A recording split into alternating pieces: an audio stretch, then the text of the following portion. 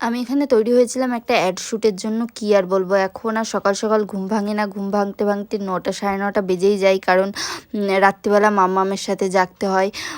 তাই আর সকাল সকাল ঘুম ভাঙে না। আর হ্যাঁ, যদি বাইরে শ্যুট থাকে তখন সকাল সকাল ঘুম থেকে উঠতেই হয়।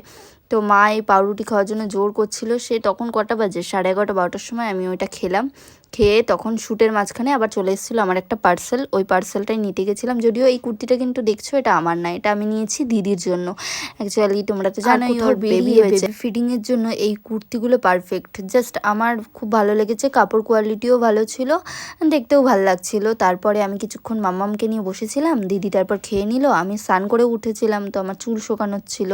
আর এই ঠান্ডার মধ্যে আমি স্নান করেছি 2:30টার সময়, তাও অ্যাড শ্যুটের জন্য। এখন আমার শ্যুট কমপ্লিট হয়নি, তাও দেখো আমি কীরকম চুল শোকাতে শোকাতে নাচা গানা শুরু করেছি। কে কে আমার মতো এরকম আছো যারা সাজার সময়, যে কোনো কাজের সময় গান করতেই লাগে, কমেন্টে